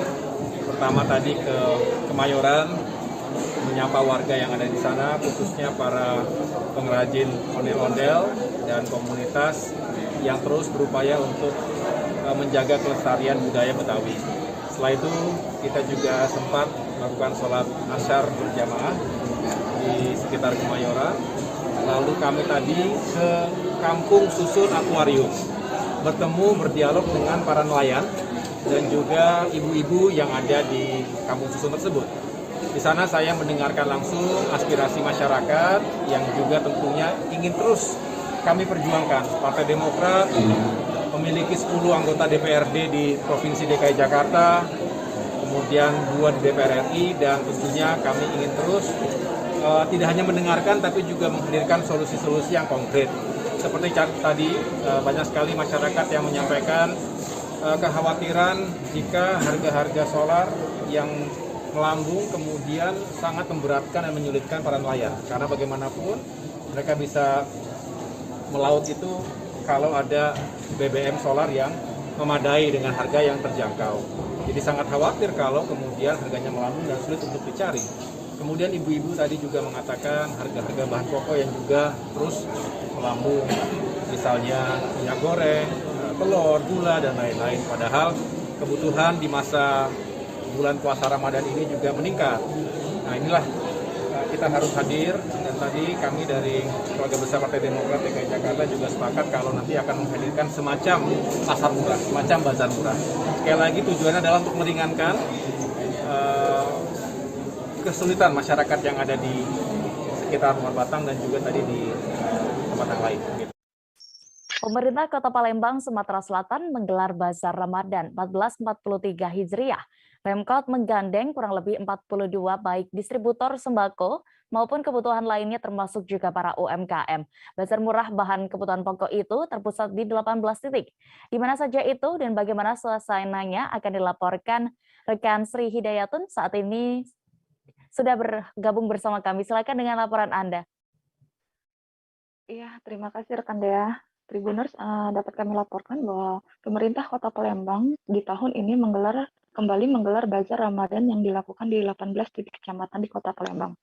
Bazar Ramadan yang sudah lama tidak digelar ini, hampir selama 2 tahun ini, disambut antusias sekali oleh masyarakat Kota Palembang. Wali Kota Palembang Harno Joyo dan Wakil Wali Kota Palembang Fitrianti Agustinda pun datang langsung meresmikan Bazar Ramadan yang telah dibuka sejak tanggal 5 April kemarin. Nah, bazar ini akan dilakukan selama hingga tanggal 28 nanti di 18 titik kecamatan yang ada di Kota Palembang ya. Nah, di bazar ini ada sebanyak 42 distributor dan UMKM juga termasuk di dalamnya ikut berpartisipasi dalam bazar Ramadan ini. Di bazar Ramadan ini digelar, maksud kami bertujuan untuk menjaga stabilitas harga agar di tengah masyarakat di bulan Ramadan ini. Sehingga masyarakat juga yang menjalankan ibadah suci Ramadan ini bisa menikmati harga-harga sembako yang digelar di Bazar Ramadan ini dengan harga distributor. Seperti dari pantauan kami tadi juga di hari kedua ini, masyarakat ini memang banyak masih memilih membeli minyak goreng yang cukup mendapatkan antusias dari masyarakat, masih banyak dibeli karena harga minyak goreng yang dijual di Bazar Ramadan ini harganya jauh lebih murah dibandingkan harga pasaran. Tadi kami memantau harga minyak goreng yang dijual di dalam bazar ini hanya 22.000 dibandingkan dengan harga di pasaran itu bisa mencapai 25.000 per liter. Nah, dengan adanya bazar ini memang pemerintah berharap masyarakat bisa memanfaatkan momen ini dan tidak khawatir dengan kenaikan harga yang ada di tengah masyarakat saat ini. Demikian Dea. Baik, terima kasih rekan wartawan Tribun Sumsel, Sri Hidayatun untuk laporan Anda. Selamat bertugas kembali. Kita beralih ke Jawa Tengah, Tribuners. Tanah longsor terjadi di tebing di Dusun Belanten, Tawang, Desa Wonorejo, Kecamatan Jatiyoso, Kabupaten Karanganyar, pada Senin 4 April kemarin. Peristiwa itu mengakibatkan 1 orang warga meninggal dunia di lokasi. Wilayah tersebut sebelumnya sempat diguyur hujan cukup deras sebelum longsor melanda. Bagaimana kronologi kejadian dan juga situasi di sana saat ini akan dilaporkan rekan Mardon Widianto, wartawan Tribun Solo yang saat ini sudah terhubung dengan kami. Silakan dengan laporan Anda. Baik, terima kasih rekan Dia. Untuk kejadian tanah longsor yang terjadi pada 2 hari yang lalu di Desa Wonorejo, Kecamatan Jatiyoso, Kabupaten Karanganyar, itu menyebabkan satu pengendara dan penumpang menjadi korban longsoran. Nah, salah satunya meninggal dunia tertimbun longsor dan satunya dikabarkan kritis.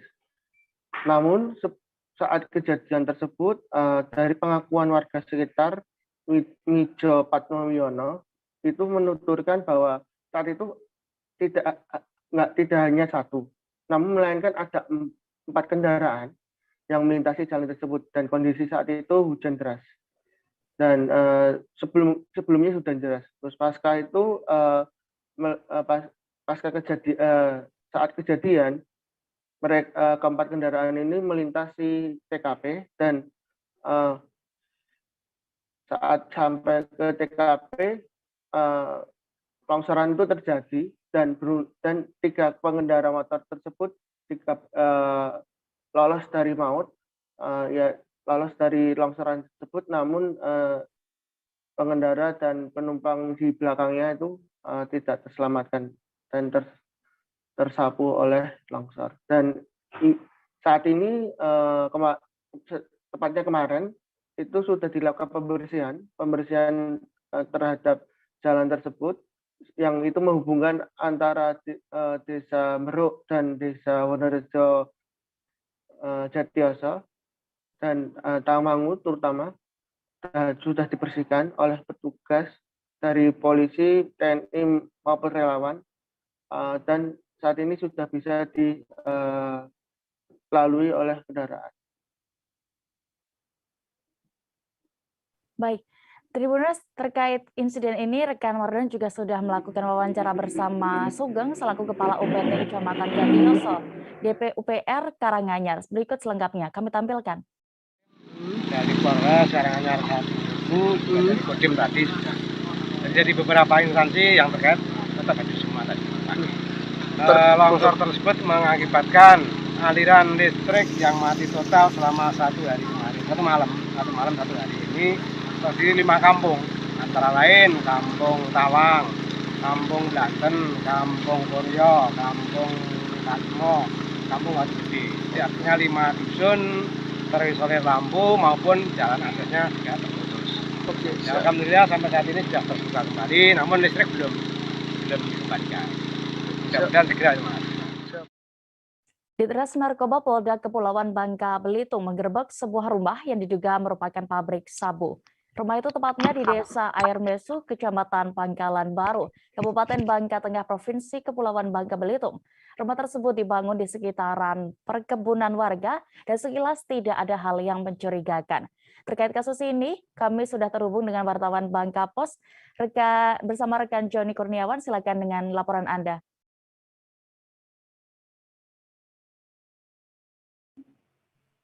Ya, terima kasih rekan Dea dan Tribuners. Dapat kami sampaikan bahwa Direktorat Reserse Narkoba Polda Kepulauan Bangka Belitung melakukan penggerebekan di sebuah lokasi, tepatnya di sebuah tengah hutan yang merupakan diduga home industri pembuatan sabu di kawasan Desa Air Mesu, Kecamatan Pangkalan Baru, Kabupaten Bangka Tengah pada Selasa 5 April 2022 siang kemarin. Dari operasi ini, tim dari Ditres Narkoba Polda Kepulauan Bangka Belitung berhasil mengamankan satu orang dengan inisial RN yang diduga sebagai pelaku. Dari tangan RN juga polisi berhasil mengamankan setidaknya 600 gram atau 6 ons sabu-sabu, diduga sabu-sabu, dan juga 14 butir ekstasi beserta peralatan yang digunakan oleh RN dalam diduga saat membuat sabu-sabu. Direktur Reserse Narkoba Polda Kepulauan Bangka Belitung, Kombes Pol Martrisoni, kepada wartawan saat diwawancara menyatakan bahwa awal mula pengamanan terhadap RN ini dilakukan di sebuah perumahan di kawasan Air Hitam, di mana saat itu RN ditemukan tertidur di kediamannya hingga pada akhirnya tim melakukan pengamanan. Saat diamankan oleh tim Reserse Narkoba Polda Kepulauan Bangka Belitung, RN didapati memegang ataupun memiliki butir ekstasi sebanyak 14 butir. Setelah diamankan, tim kepolisian langsung melakukan pengembangan ke Desa Mesu yang juga merupakan kediaman RN di tengah hutan ataupun di tengah kebun yang sepi akan masyarakat. Saat melakukan penggeledahan di kawasan Desa Air Mesu tersebut, kepolisian berhasil menemukan barang-barang perlengkapan ataupun peralatan yang diduga dimanfaatkan oleh RN untuk membuat sabu-sabu. Saat digeledah, polisi berhasil menemukan sebanyak 600 gram sabu yang dikemas di dalam plastik kecil dengan jumlah 6 plastik. Saat digeledah juga tim berhasil menemukan sejumlah gelas-gelas kaca ataupun peralatan yang biasanya digunakan di laboratorium yang diduga dimanfaatkan oleh RN untuk membuat sabu-sabu. Rekan Dea dan juga Tribuners, selain mengamankan sabu dan juga pil ekstasi, tim juga berhasil mengamankan sejumlah barang bukti seperti misalnya senjata api dan juga senjata tajam. Dari informasi yang kami terima dari Direktur Reserse Narkoba Polda Kepulauan Bangka Belitung, Kombes Pol Martrisoni, pihaknya mengamankan sejumlah barang bukti lainnya seperti misalnya senjata api jenis FN berikut amunisinya sebanyak 5 butir dan juga 2 magazine.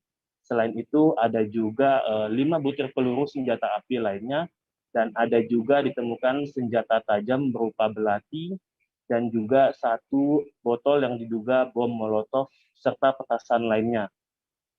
Saat ini Martrisoni mengakui bahwa RN masih diamankan di Mapolda Kepulauan Bangka Belitung untuk proses pengembangan lebih lanjut. Informasi yang kami terima juga Dea, bahwa RN ini melakukan eksperimen dengan melihat ataupun mencontoh dengan informasi yang diterimanya dari internet ataupun sosial media.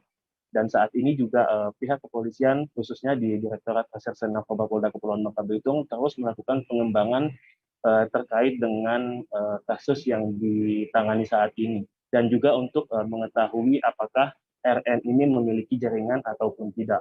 Demikian Dea dari Provinsi Kepulauan Bangka Belitung, kembali ke studio. Baik, terima kasih rekan Joni Kurniawan untuk laporan Anda. Selamat bertugas kembali.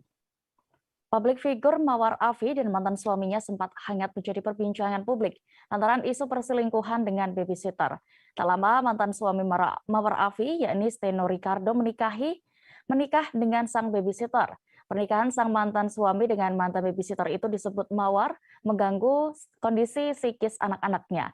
Bagaimana informasi lebih detailnya akan disampaikan jurnalis Tribun Jakarta, ada rekan Dwi Putra Kesuma. Silakan dengan informasi Anda. Baik Dea, bisa saya jelaskan bahwa pada Selasa tanggal 5 April kemarin, penyanyi Mawar Afi telah menjalani pemeriksaan di Polres Metro Depok terkait dugaan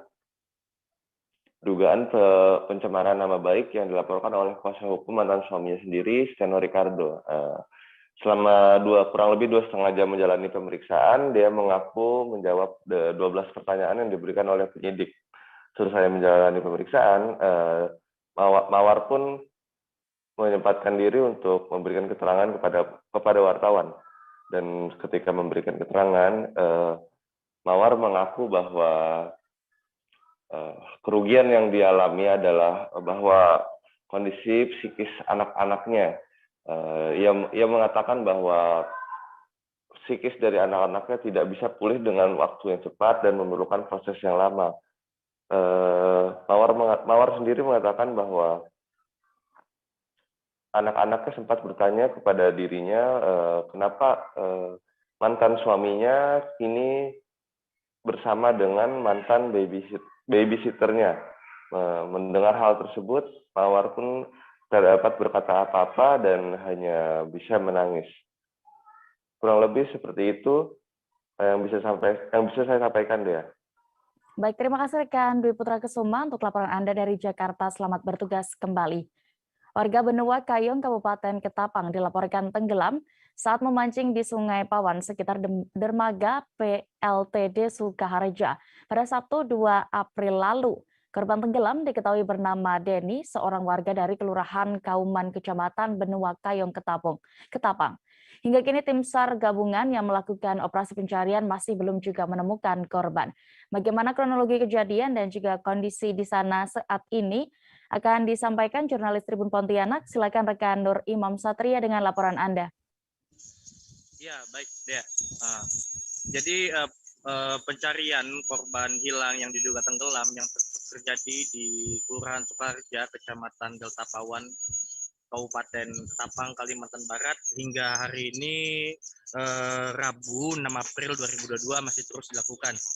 Korban tenggelam diketahui bernama Denny, 25 tahun, yang diduga tenggelam di Sungai Pawan itu saat pergi memancing bersama teman-temannya pada Sabtu 2 April 2022 lalu. Atas kejadian ini, pada hari ketiga hilangnya korban kemarin, Kapolres Ketapang AKBP Yani Permana langsung memimpin proses pencarian korban. Proses pencarian korban itu juga melibatkan beberapa pihak lainnya seperti dari SAR Ketapang, BPBD Ketapang, Kodim 1203 Ketapang, dan hingga TNI AL Ketapang. Nah, Melalui Kabak Opsnya Kompol Yafet mengatakan pihaknya dengan dibantu oleh beberapa pihak masih melakukan pencarian menyisir sungai, namun hingga hari ketiga kemarin masih belum juga ditemukan. Ia pun menjelaskan kronologis kronologis terjadinya peristiwa tersebut, yakni saat korban tersebut pergi memancing bersama teman-temannya di sekitaran PLTD Sukarja pada Sabtu lalu. Selang beberapa saat hendak pergi memancing, teman-temannya bersama korban ini memisah, sehingga teman-temannya sudah tidak tahu lagi lokasi memancingnya korban tersebut. Selang beberapa jam, warga yang berada di sekitaran dermaga PLTD itu melihat tas dan bodi perahu mesin yang sudah hanyut. Nah, melihat hal itu, barulah teman-temannya mengetahui bahwa korban sudah tidak ada lagi atau hilang yang diduga tenggelam. Atas kejadian itu, warga dan bersama teman-temannya melaporkan kejadian tersebut ke pihak kepolisian. Untuk itu, Kompol Yafet mengatakan dengan dilakukan pencarian oleh tim gabungan ini, berharap korban dapat segera ditemukan. Terpisah tadi tim SAR Ketapang yaitu Sidik tadi dikonfirmasi Tribun tadi siang sekitar pukul 12 siang mengatakan bahwa pada hari keempat hilangnya korban atau hari kelima pencarian korban tadi siang itu masih belum juga ditemukan, hasilnya masih nihil. Untuk itu dia berharap pada hari ini hingga malam nanti korban dapat segera ditemukan, begitu dia. Baik, terima kasih rekan Nur Imam Satria melaporkan dari Ketapang, Kalimantan Barat. Selamat bertugas kembali. Seorang tukang becak bernama Nurudin, 43 tahun, terus berjuang untuk menghidupi keempat anak dan istrinya di Kabupaten Indramayu. Keluarga kecil mereka ini tinggal di sebuah rumah tidak layak huni yang kumuh di wilayah Blok Gejelek, Desa Ujung Garis, Kecamatan Widasari, Kabupaten Indramayu. Dengan berlantai tanah tanpa ada listrik dan jendela. Untuk penerangan, mereka tinggal sekeluarga di rumah tersebut. Bagaimana kondisi di sana akan disampaikan rekan jurnalis Tribun Cirebon. Saat ini kami sudah terhubung dengan rekan Handika Rahman. Silakan dengan informasi Anda. Terima kasih rekan Dea. Baik, dapat kami informasikan ya. Nurudin, 43 tahun, tukang becak di Kabupaten Indramayu terus berjuang untuk menghidupi keempat anak dan istrinya. Keluarga kecil mereka diketahui tinggal di sebuah rumah tidak layak huni ya, yang kondisinya memang kumuh di wilayah Blok Gejelek, Desa Ujung Aris, Kecamatan Widasari, Kabupaten Indramayu, Jawa Barat. Dengan berlantai tanah tanpa ada listrik dan jendela untuk penerangan, mereka sekeluarga tinggal di rumah tersebut. Rumah itu pun sangat tidak layak huni karena dapur, kasur untuk tidur, hingga tempat mencuci piring menjadi satu lokasi dalam satu ruangan. Siang itu Nurudin tampak baru pulang dari sawah.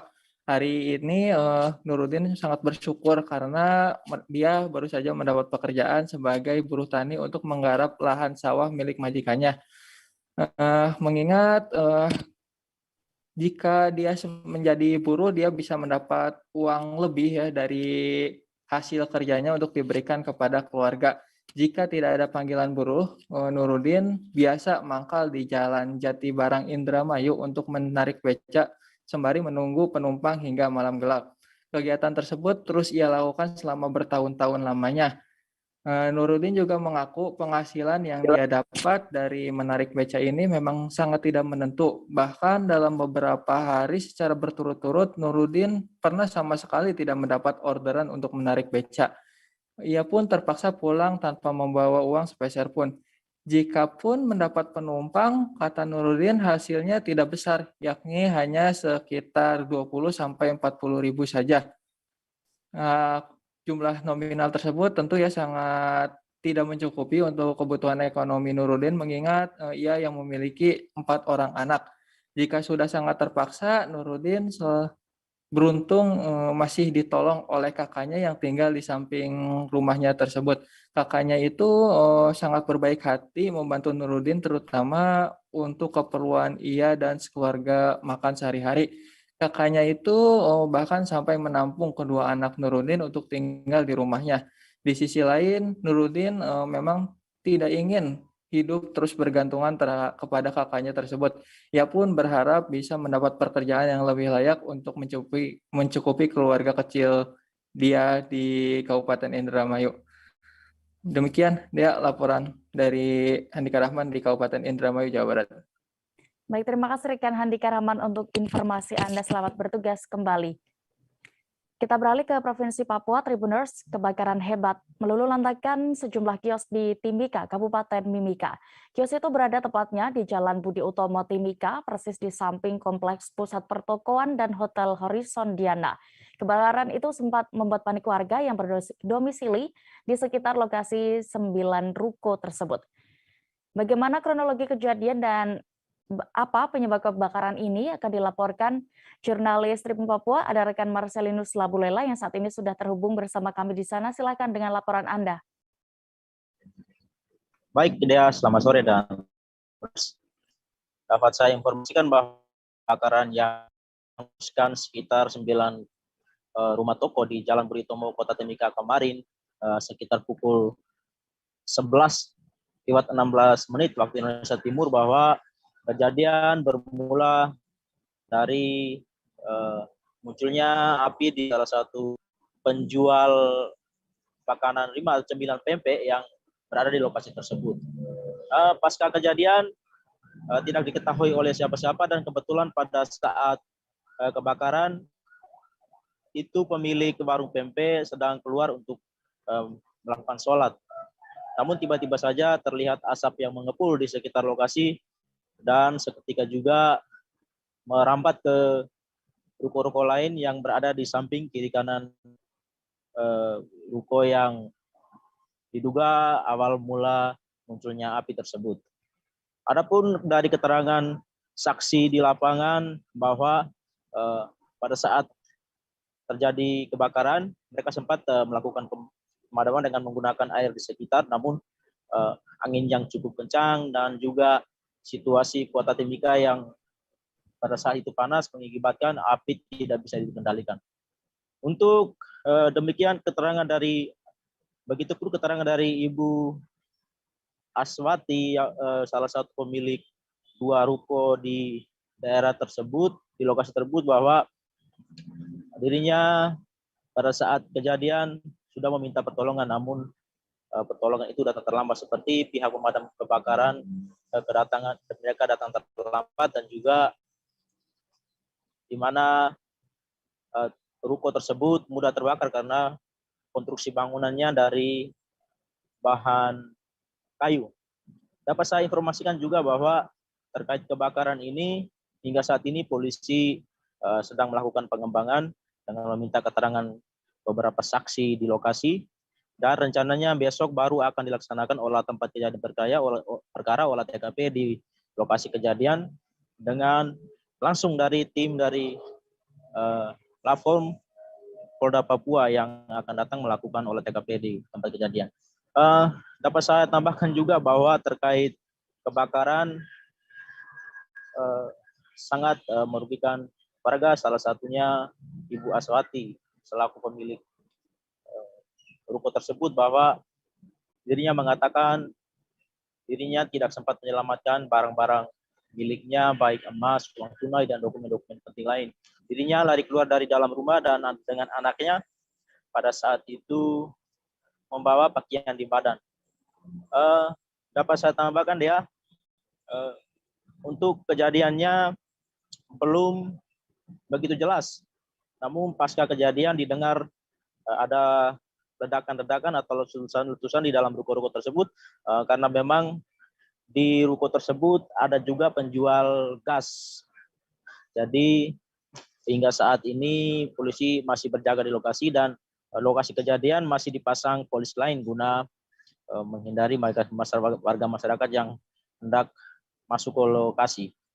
Untuk diketahui juga bahwa hingga saat ini polisi tetap berjaga di lokasi untuk menunggu olah TKP yang baru akan dilaksanakan besok. Demikian rekan Dea. Baik, dan Tribuners, berikut kami tampilkan hasil wawancara rekan Marcelinus bersama salah satu pemilik ruko, Aswati Rusman, selengkapnya. Tidak ada. Jadi saya lihat ini di MP-MP. Ini saya bilang ya asap dari sini. Sudah. Saya teriak, dia keluar. Teriak, saya bilang asap cepat, sudah besar. Ternyata sudah api. Yang anak-anak ojek kita panggil, dia dobrak tapi api sudah keluar, sudah tidak bisa. Suamiku masih mau masuk, api sudah di depan itu sudah besar. Sudah, saya bilang keluar sudah. Jadi adekku tinggal selamatkan. Itu saya punya adek juga itu, dia punya kontainer kas yang ini. Kontainer yang mana? Yang kontainer itu, ini? yang box itu. Oh, iya, yang box juga itu. Yang terbuka dan tertutup? Iya, yang terbuka ini. Kan ada dua tuh Ibu, yang terbuka sama Box tertutup. ini, box yang terbuka ini. Yang terbuka. Saya ini bos. Keluar dengan pakaian di badan saja. Pakaian di badan saja. Tidak ada karena saya anakku tinggal, adekku bilang sudah, lari sudah keluar. Anaknya Ibu ada berapa orang? Ada 1 orang. Perempuan. Laki-laki. Ibu, perkiraan kerugian. Beralih ke Kalimantan Utara, longsor terjadi di area perusahaan tambang batu bara milik Pipit Mutiara Jaya atau PMJ di Kabupaten Tanah Tidung. 2 orang sebelumnya dinyatakan hilang diduga tertimbun material, namun 1 di antaranya ditemukan dalam kondisi meninggal dunia. Insiden longsor itu tengah ditangani polisi dan kini dalam proses pemeriksaan saksi. Selengkapnya akan dilaporkan jurnalis Tribun Kaltara. Saat ini kami sudah terhubung dengan rekan Risnawati. Silakan dengan laporan Anda.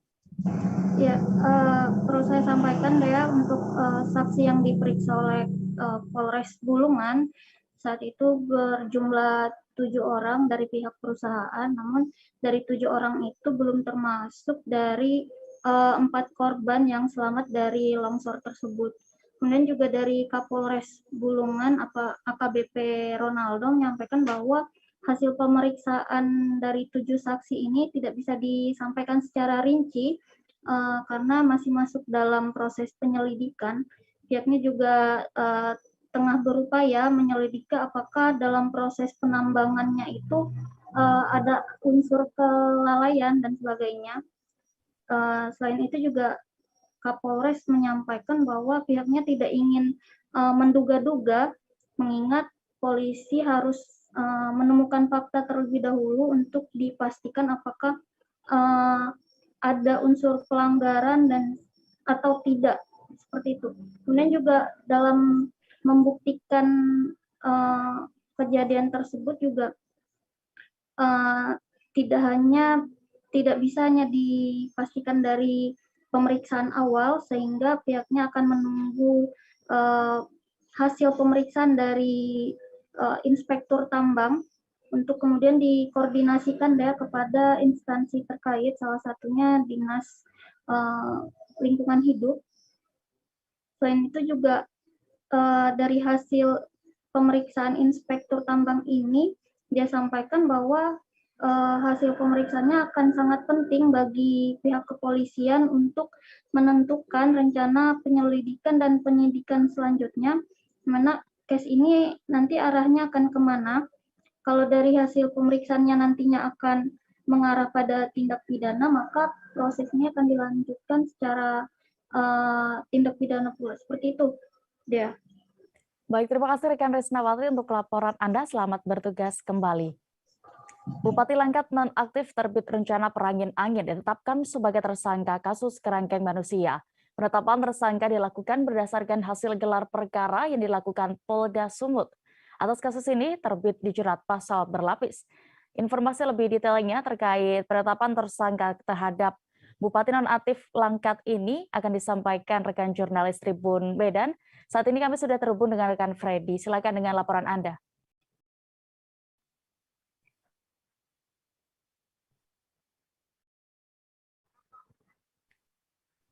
Baik, silakan rekan Freddy. Ya, baik Dea dan juga pemirsa. Jadi kemarin Polda Sumut itu menetapkan ex-Bupati Langkat nonaktif terbit rencana perangin angin sebagai tersangka kasus kerangkeng yang ada di rumah pribadi miliknya. Jadi penetapan ini usai pihak penyidik Polda Sumut melakukan gelar perkara dan beberapa hari yang lalu juga penyidik dari Polda Sumut itu kembali memeriksa terbit rencana di gedung KPK Merah Putih Jakarta.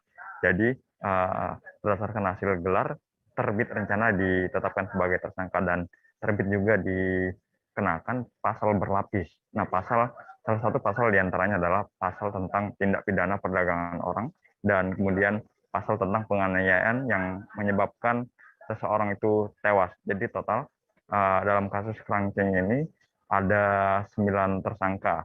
Salah satu tersangka itu adalah Terbit sendiri dan juga anak kandungnya yaitu Dewa Perangin-angin.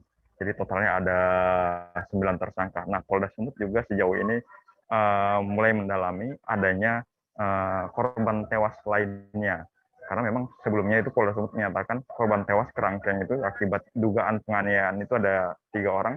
Namun berdasarkan rekomendasi dari Komnas HAM dan LPSK, ternyata korban itu lebih dari 3, yaitu sekitar 6 orang. Nah, untuk yang 3 lagi ini, Polda Sumut mulai mendalami. Sementara 3 korban yang sebelumnya itu yang sudah diketahui, 2 diantaranya sudah dilakukan otopsi dan bongkar kuburan, sementara satunya lagi keluarganya itu menolak. Begitu dia. Sementara untuk istri Bupati Langkat ini nonaktif dan juga adiknya itu masih berstatus sebagai saksi. Begitu dia. Baik, terkait kasus ini, rekan Freddy juga sudah mendapatkan keterangan dari Irjen Pol RZ Panca Putra Simanjuntak selaku Kapolda Sumut. Berikut keterangan lengkapnya. Sebenarnya nggak perlu saya jawab nih, ada nanti Pak Kabid Humas. Jadi teman-teman sekalian, terkait dengan temuan kerangkeng di rumah ex Bupati Langkat, sebagaimana yang sudah disampaikan oleh Humas dan kita sampaikan secara terbuka dan transparan kepada teman-teman media melalui teman-teman media. Tim penyidik Polda Sumatera Utara sejak awal sudah bekerja untuk mengungkap temuan sel kerangkeng ataupun kerek yang disebut dengan kerek tersebut. Kenapa tempat itu ada dan untuk apa? Dan ini diungkap melalui sebuah langkah-langkah proses mulai dari penyelidikan sampai dengan penyidikan. Teman-teman sudah tahu dan masyarakat juga sudah paham, diberikan penjelasan oleh teman-teman dari Humas bahwa tim penyidik Polda Sumut sudah meningkatkan status perkara tersebut menjadi ke penyidikan dan kemarin sudah ditetapkan 8 orang tersangka. Dan teman-teman sekalian, sebagaimana kita ketahui dan saya harus sampaikan kepada teman-teman bahwa penyidik itu bekerja sesuai dengan prosedur yang ada dan harus memperhatikan kebenaran dan fakta-fakta yang ditemukan dari hasil penyidikannya. Bagaimana kita ketahui bahwa penyidikan itu adalah serangkaian tindakan penyidik untuk mencari dan menemukan bukti-bukti yang dengan bukti itu akan ditetapkan sebagai tersangka. Langkah-langkah itu terus dilakukan oleh teman-teman penyidik setelah kemarin menetapkan tersangka 8 orang, tim juga melakukan koordinasi dengan teman-teman Komnas HAM dan termasuk LPSK di Jakarta.